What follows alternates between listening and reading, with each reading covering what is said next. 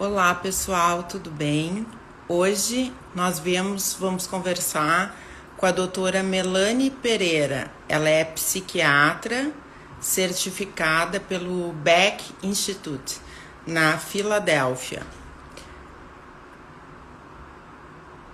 Deixa eu achar aqui como é que é.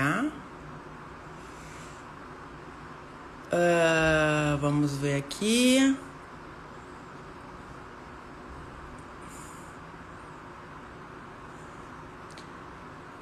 Deixa eu ver aqui.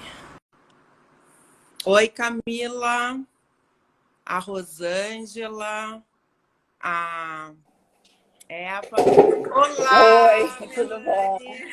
Tudo bem? Tudo bom, Melanie? Olha, eu quero te agradecer por a gente poder ter essa conversa nesse momento, que eu acredito que tá bastante tenso, né? O nosso estado, principalmente. E então, bom, tu não precisa grandes apresentações, porque o teu trabalho é bem conhecido, mas tu és psiquiatra Sim, certificada pelo Beck Institute, né? sim. E Uhum. terapeuta cognitivo-comportamental. Melanie, assim, ó, a gente vê que assim, ó, em 2020, tá, a Secretaria do Trabalho confirmou um recorde de 576 mil auxílio-doença e aposentadoria por invalidez devido a transtornos mentais e comportamentais. Aí, esses números são 26% a mais do que a gente teve em 2019. Vamos começar pelos números, né? Qual a tua análise? Olha, eu agradeço muito essa oportunidade. Eu acho que é um assunto super pertinente e que preocupa a gente com certeza desde sempre. Para ter uma ideia, eu vi um relatório da Organização Mundial da Saúde, né, de fevereiro de 2020. Né, colocando que naquela época uma atenção que se deveria ter em termos de saúde mental e que eles consideravam que após, né, o término do Covid, que naquela época, né, se pensava de uma maneira diferente de agora, a segunda onda seria problemas de transtornos mentais, como consequência do isolamento social, da pandemia em si e do esforço e do estresse que os profissionais de saúde também, né, teriam em função dessa pandemia. Percebe que a gente passou agora um ano praticamente, nós estamos fechando, sei lá, 2 anos em que isso ficou mais presente, nós estamos num pico e realmente, assim, é algo que a gente precisa se preocupar e é uma coisa assim, que tem coisas para fazer, que Pois pode é. ser passado para as pessoas e que muito pouco tem sido feito, né, nesse Sim. período todo. Né? Melanie, desculpa, me atravessei. Tu concluiu? Não, Não. não, sim, Não. concluí, sim. Tá. Assim, ó, e isso que tu tá dizendo é uma coisa assim, eu vou querer depois, se tu puder, aqui na nossa breve conversa, né? A gente pode tentar pensar juntos quem está nos assistindo e quem vai, né, poder mandar também para os seus familiares. É exatamente isso que tu está dizendo. Tem coisas que são possíveis de ser feitas e a gente não tá. Essa crise não nos permite assim achar que qualquer atitude é uma atitude pequena, né? Não, Porque qualquer atitude que em prol da nossa saúde mental e emocional não é uma atitude pequena. Então, assim, ó, uma outra pergunta para embasar bem o que tu vai nos dizer depois. No Brasil, a gente vê assim, ó, que a gente já vinha, eu vou botar assim, a gente, né, como brasileiro, tá? A gente sim, já vinha deprimido e ansioso, né? Assim, a OMS tem um registro de 9,3% da população brasileira, tá, sofrendo de transtorno de ansiedade, e o que nos torna os campeões mundiais do transtorno, né? E isso é uma marca muito triste, assim. Então, ainda aí depois, com o início da pandemia, né, a gente sabe que surgiram o sentimento da falta de socialização, pelo distanciamento social, a questão da economia que preocupa muita gente, mudança na rotina da família, somado a esses 9,3% que já eram, assim, e eu costumo, sempre que eu cito esse índice, Melanie, eu digo o seguinte, assim, ó, eu conheço um monte de gente ansiosa que a OMS não registrou. Então, eu acho que ele é muito maior, né? Então, ainda assim, botando tudo isso na panela de pressão, tá? Distanciamento da família. Como que tu vê, como que tu analisa isso aí? Acho que a gente tem que fazer tudo, né? É que, na verdade, assim, ó, independente da pessoa ter um transtorno mental, tá?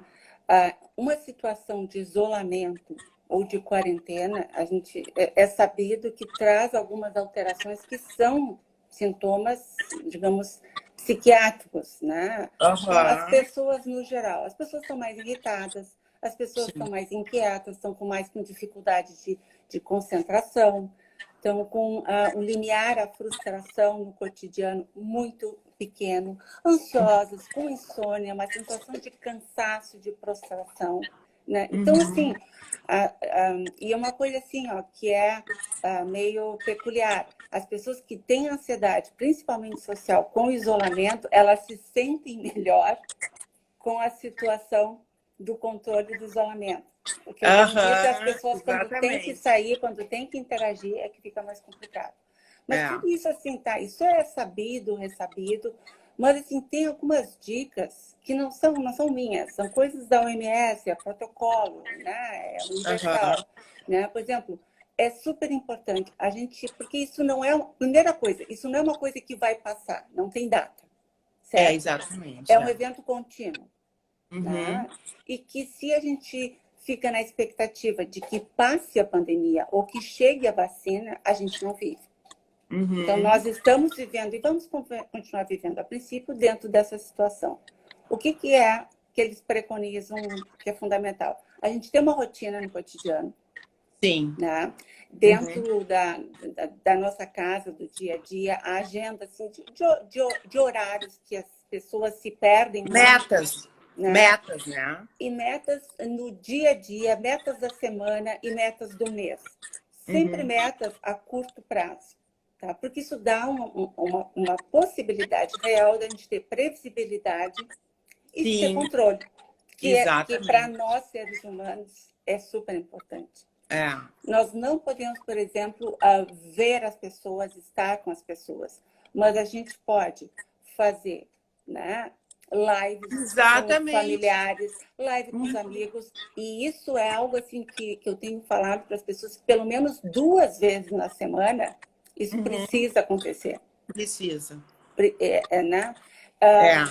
Eu vi uma reportagem que eu achei fantástica, na Holanda, vizinhas de porta, né, que marcavam um horário e elas abriam suas portas da área de serviço, botavam uma mesa com chá em casa e ficavam conversando. Pois né? É uma distância, né, de porta a porta, protegida, mas que cria uma intimidade possível. Né? Exatamente. Isso, Melanie, que tu dissesse, só para não perder o gancho, eu vejo, eu estava assistindo a Judith Beck, tá? Né? Para quem não sabe, a Judith Beck é uma das fundadoras do Instituto Beck de Terapia Cognitivo e Comportamental.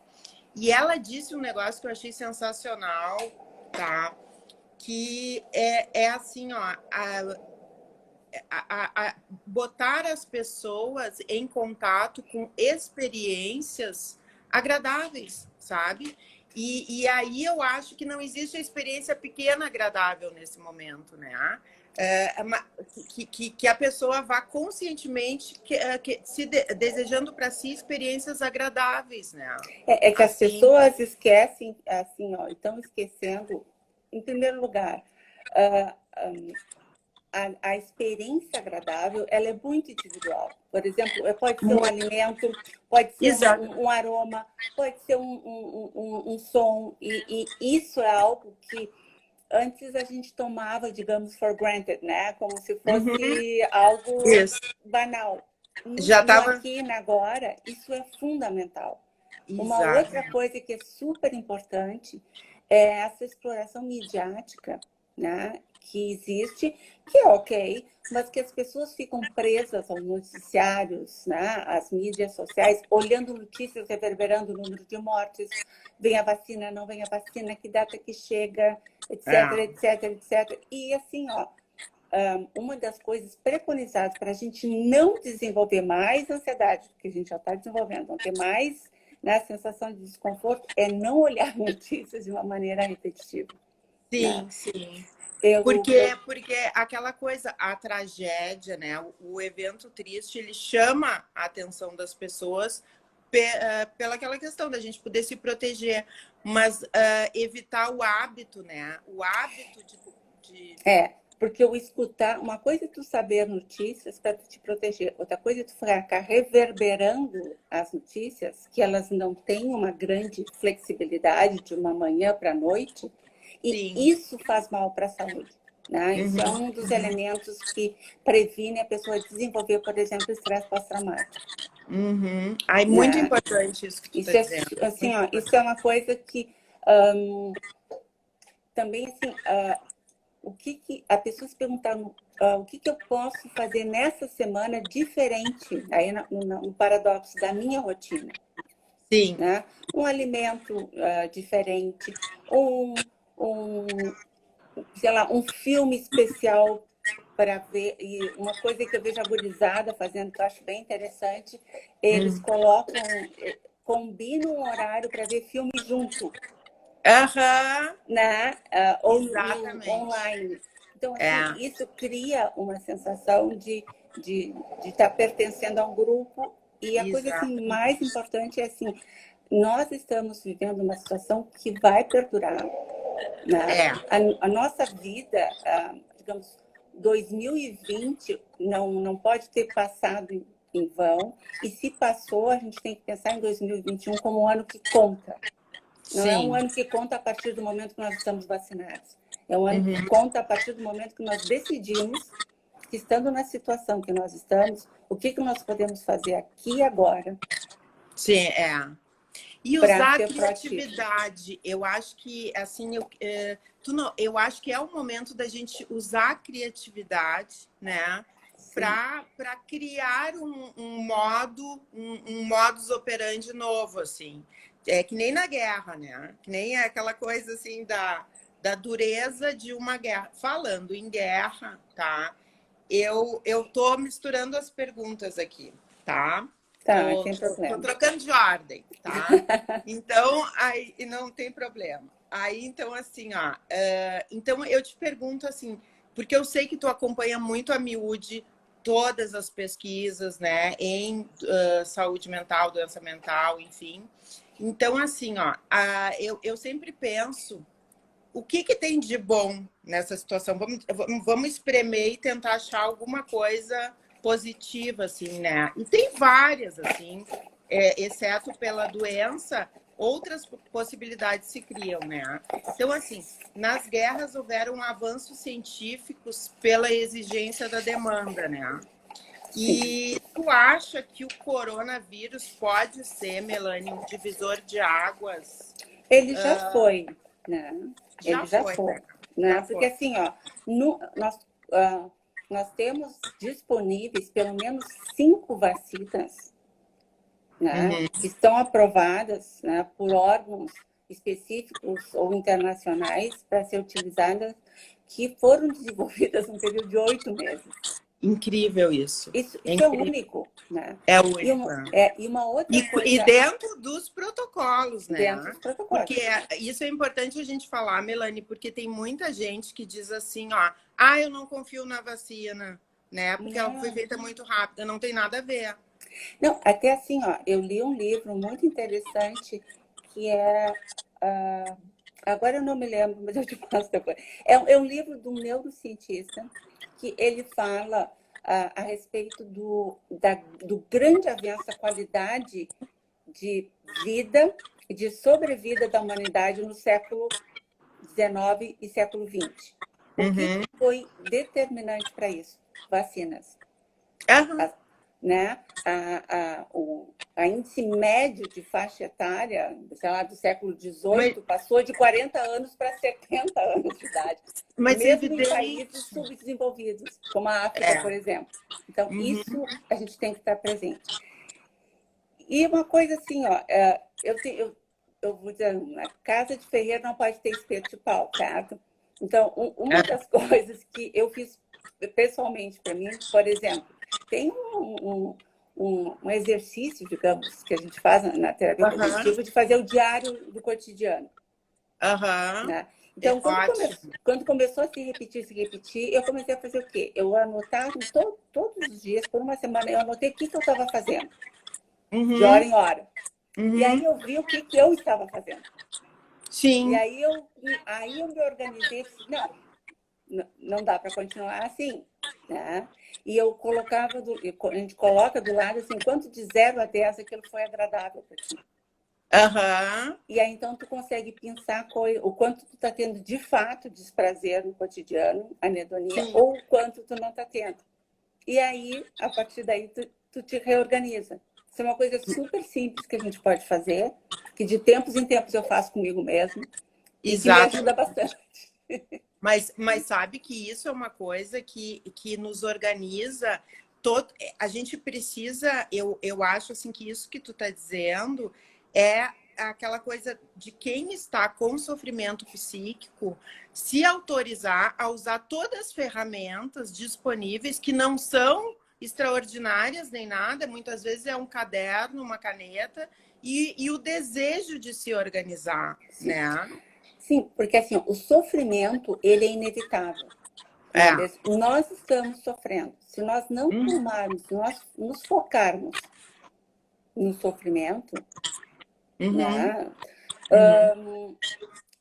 nós vamos sofrer mais. Porque nós não estamos falando aqui de brincar de contente.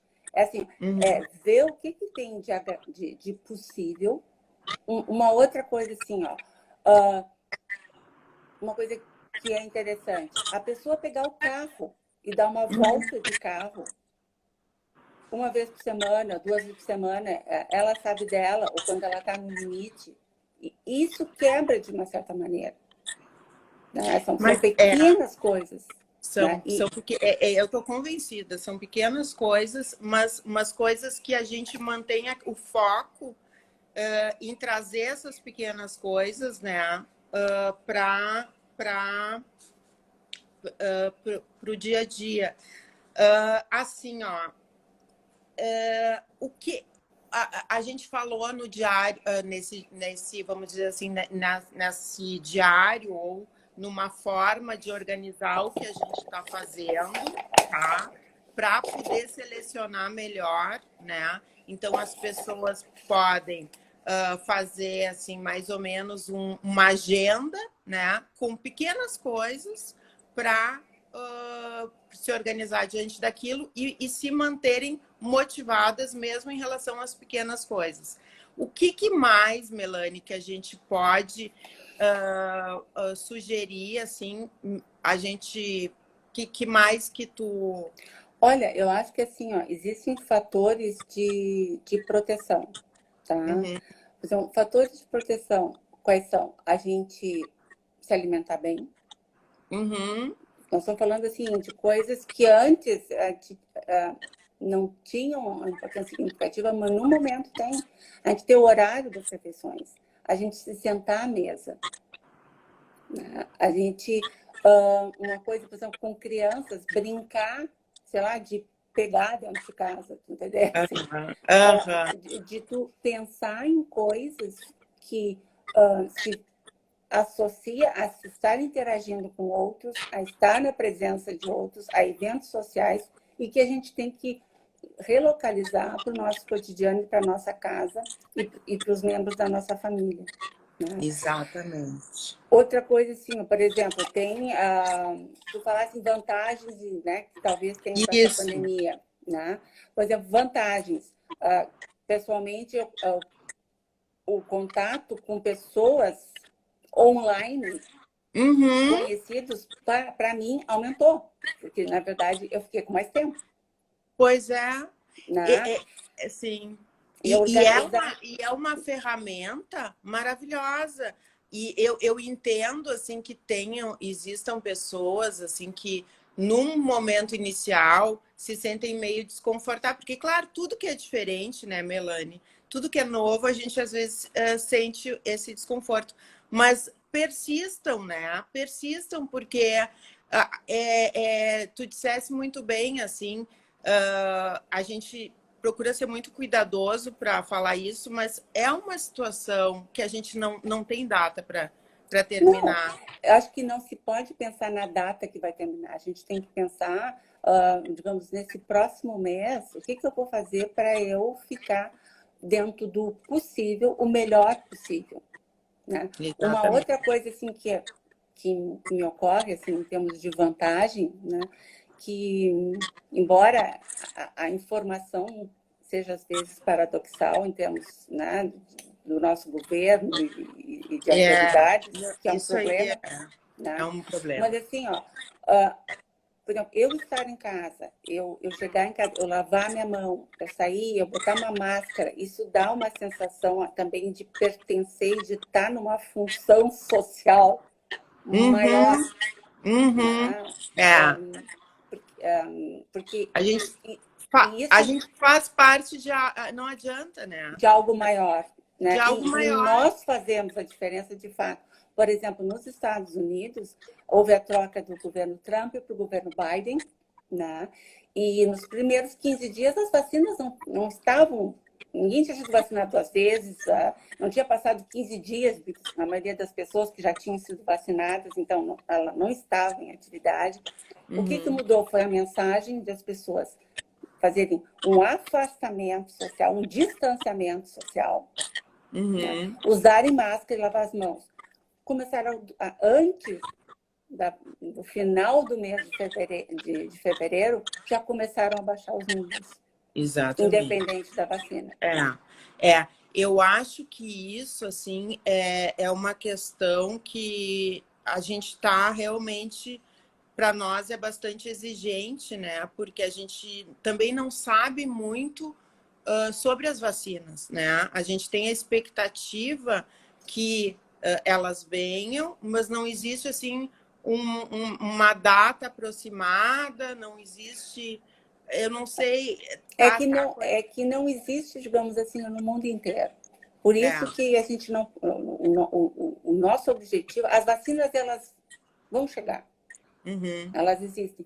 Quando elas vão chegar, Sim. não sei, entendeu? Até porque agora eram 3 laboratórios, agora já são 6, né? Sim. Agora vai, eu acho que isso aí vai. Não, é que assim, ó, por exemplo, na Europa, eles tiveram um problema, por exemplo, na Bélgica, a Pfizer, então a Uhum, fábrica deles era para, por exemplo, entregar 100 mil doses para a Itália, há pouco tempo saiu nas notícias, entregaram só 40 mil, né? aham, Por isso, sim, que a vacina, ela vai chegar. Agora, ela precisa ser eficaz. Então, a gente precisa ficar em casa, a gente precisa lavar as mãos, a gente precisa usar máscara exatamente. para não haver mutação, né? Então, Exatamente. a coisa mais... A gente fica focado no grande e esquece que esse, entre aspas, trabalho de formiguinha que nós podemos fazer, que nós somos responsáveis, né? É o que pode fazer a grande diferença de tudo isso poder, Uhum, né, chegar. E tem mais a perspectiva, né? Assim, ó, provavelmente é um vírus que vai se manter, é como o vírus, né, da H1N1. Então, as exato. vacinas também, a cada ano, elas vão escolher, ou a cada 6 meses elas vão ser modificadas. Mas a Uhum, coisa mais importante, assim, que me ocorreu lá no início da pandemia, assim, que, sei lá, eu não sei se historicamente teve um momento em que a humanidade parou, não é toda a humanidade, mas uma massa e governos se mobilizaram, né, para salvar vidas. exatamente. Não é Eu uma penso, guerra, não, entendesse? não é uma... então, assim, a vida humana, né? Nós temos o privilégio em 2000, né, no século XXI, dela ter adquirido um valor que, por exemplo, na gripe espanhola, né, nós nem tínhamos recursos, nem a perspectiva Sim, de talvez, quem sabe, ter vacina. claro. É E, exato. e as pessoas simplesmente morriam, entendeu? É. Não, e isso aí eu percebo assim a dignidade da vida humana, né? Tá vindo com tudo aquela coisa assim de o respeito não importa se eu vou contaminar ou quer dizer, eu sou uma ameaça para o outro é uma ameaça para mim. Então eu preciso me proteger e proteger o outro. Eu acho que isso cria, a gente está entrando numa era, eu acho que um pouco mais solidária. Humanista, iluminista. Humanista. Né? E uma coisa assim, ó, olha, ocorreram horrores, né, nesse fevereiro, certo? E aconteceu no Brasil o que aconteceu na Itália, o que aconteceu na Europa, né, outros países como a Inglaterra. No verão, eles resolveram esquecer que não existe pandemia. Né? Então, assim, acho que essa coisa, Brasil, nós temos um grande problema de governo federal, né? Que foi o que aconteceu nos Estados Unidos durante o governo Trump. Graças a Deus, o Boris Johnson, no início da pandemia... O Biden. Não, o Boris Johnson ficou doente. Desculpa. O Boris Johnson... E com isso, ele mudou o discurso dele. Sim, ele teve... Foi incrível, né? Foi A dor bênção ensina a do gemer. céu. Eu achei isso fantástico, porque ele teve no início da pandemia. É que eu achei que tu estava te referindo à mudança de governo nos Estados Unidos. Não, isso sim, mas eu estou falando assim que... Sim. Então, bom, a gente está numa situação difícil, tem muita gente fazendo de conta, mas assim, isso vai continuar. Então, assim, acho que coisas como tu está fazendo e a gente, como profissional de saúde, cada indivíduo, né, se colocar na tarefa de eu ficar bem, eu me cuidar, eu fazer o necessário, todo mundo vai ficar bem. É isso aí. É uma mudança de consciência que está acontecendo. É uma necessidade que a gente está tendo, que nunca se teve também nesse nível. Exatamente. Mas eu acho que essa mudança, ela precisava dessa necessidade para acontecer, né? Então, eu acho que... Não, eu não estou querendo dizer... Né, não, eu sei disso, mas então vamos lá, né? Então, vamos lá. É isso aí. Melanie, e me diz uma coisa para encerrar... eu te digo assim, já que tu citasse, né, a Covid do Boris Johnson, eu lamento que o nosso presidente tenha tido Covid e não tenha mudado. Mas ali tem que ter logo frontal, entendeu? Falta sério. Pois é, perfeito. Eu ainda vou, assim... pegar uma oportunidade de conversa contigo para tu me fazer um diagnóstico um dia dessa situação que nos angustia. Mas olha, muito obrigada, Melanie. Eu acho que é isso aí, tá?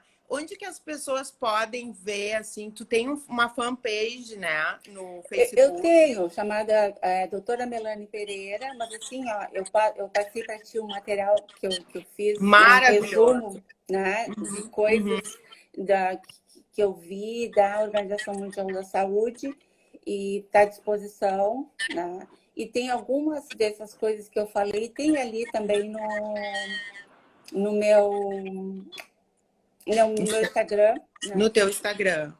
Para quem quer te seguir no Instagram, qual é é arroba? Doutora Melanie Pereira. Doutora Melanie Pereira, tá. Eu acho que é muito bacana.